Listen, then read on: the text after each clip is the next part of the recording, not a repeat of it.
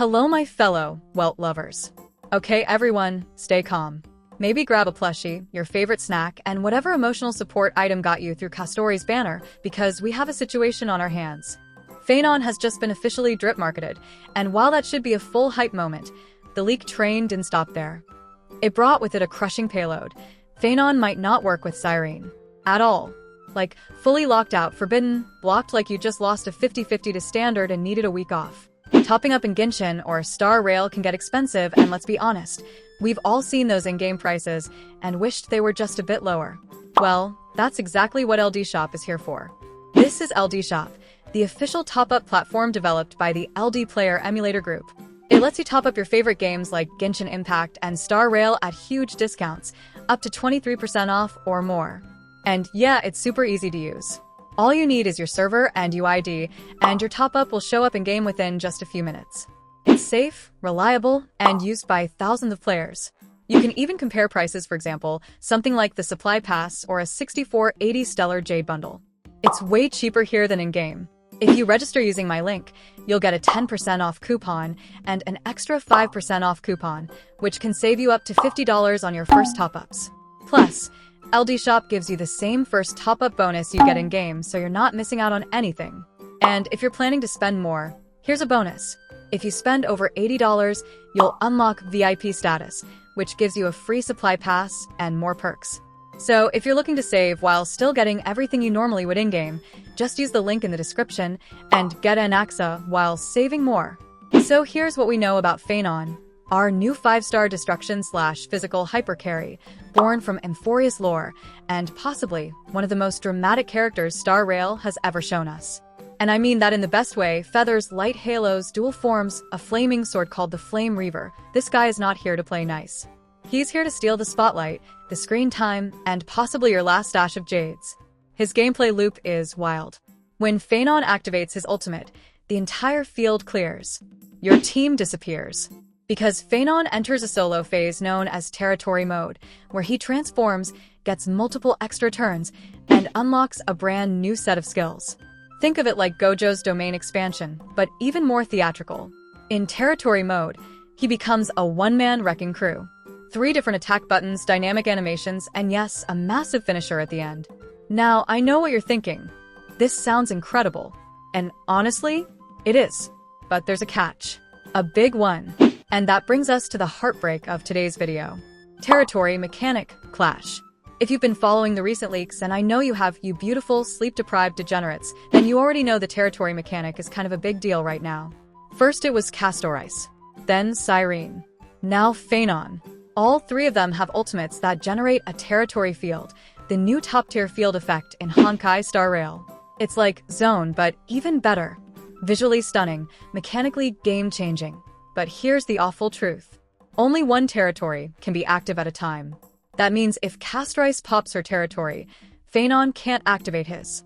If Cyrene is on your team, and she uses hers, Phenon gets locked out too. There is no stacking, no prioritization, no fancy workaround. The game just says nope. No double territory, no shared buffs, no tag team magic. It's a hard-coded restriction. This isn't just an awkward interaction, it's a team-building disaster. Because if you've been following Cyrene's kit leaks, you'll know she was supposed to be the glue. The Amphorius Generalist support.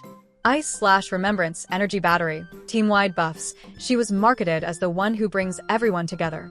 The Amphorius Dream Comp? Phenon plus Cyrene? That was the vision.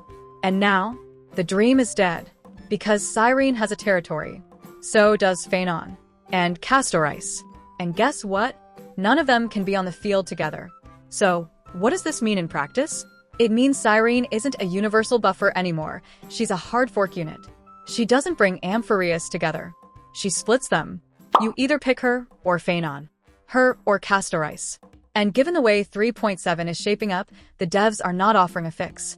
Now, let's go deeper into Pheinon's kit, because it's honestly fascinating and deserves more attention even in the middle of this heartbreak. As a destruction character, Phenon leans heavily into solo performance.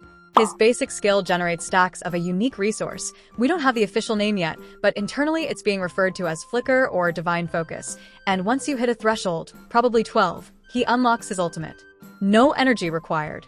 It's a special gauge, unique to him. Once you hit that cap, the transformation begins. Inside territory mode, he's got 3 new skills to play with. These aren't just upgrades of his regular kit. They're entirely new moves with combo chaining potential. Think enemy-specific targeting, wide cleaves for mobs, single target nukes for elites, and a cinematic finisher that could rival Inhibitor Lunny's Dragon Slam. But there's another problem. Off-field synergy is limited. Because allies leave the field during territory mode, anything based on follow-up attacks, co-attacks, or buffs that require your characters to exist on the screen.